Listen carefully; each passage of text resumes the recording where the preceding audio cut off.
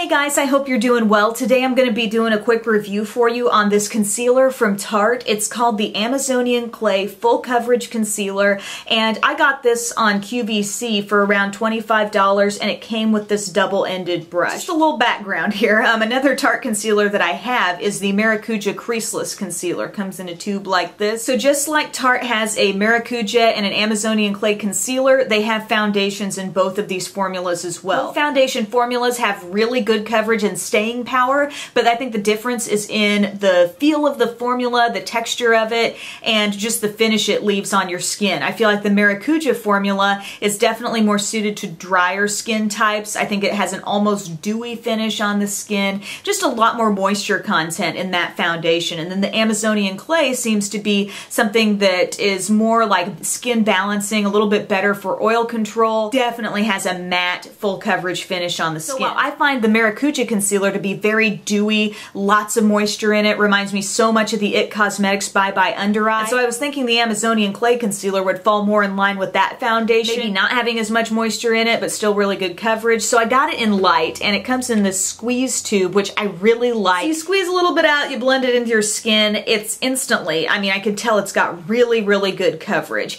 And feel-wise, I can tell it's got so much more moisture in it than I expected. I was really assuming this would be a drier concealer, and it doesn't show up with as much dewiness as this one does on your skin, but to feel it, it's definitely got like a moisturizing type feel on your skin. So I want to show you how I applied this. I just dabbed a little bit around my under eye area. I got this light shade because I wanted my under eyes to be a bit brighter, and I used the smaller end of this concealer buffer brush to get right in that inner corner, right up under my lower lash line, and then I used the larger side just to cover larger areas, you know, to more lightly buff in the concealer and keep a lot of the coverage there. And this smaller part, size-wise, is almost identical to Sigma's P82. That's their small precision brush that's just a little bit more rounded on the sides. So this does have that nice taper, and then this one, I don't really have anything that's comparable to this size. It's very full, very dense on that larger side. And I just love using brushes like this to blend out concealer. I mean, 25 bucks, I think the brush alone could be worth that. I also went around my nose a little bit to take care of some redness there with this concealer. So I traveled with this for several days that I was away for Thanksgiving, and what I noticed that I needed to do was to set this just at least a little bit with some powder,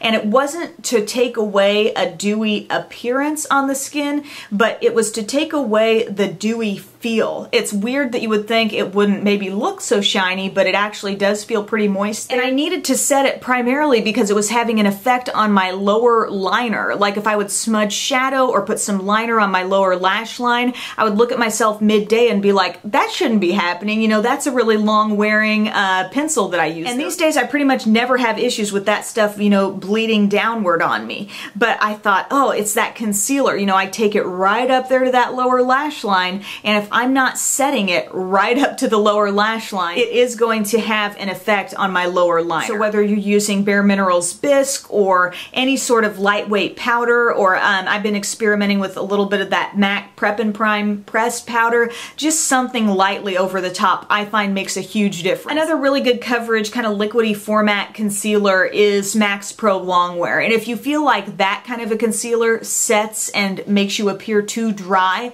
on your under eye, this is something that would add a little more moisture to that area but still give you the great coverage. So definitely a good concealer option. I think $25 is an amazing deal for both this and the double-ended brush, because this brush, I'm wanting to use this now for like all of my concealing needs because I love the dual sizes. And this slightly larger size is just so great. If you take concealer, you know, over this whole area, it's great for getting that larger surface area and getting a really even blend. You really get in tune with a product when you take it on vacation and you don't have tons of other options to reach for, and I've just realized that this works really nicely when I do set it with a little bit of something on the under eye. So thanks for watching this review. I hope it made sense. I hope it was helpful, and I'll talk to you guys soon. Bye.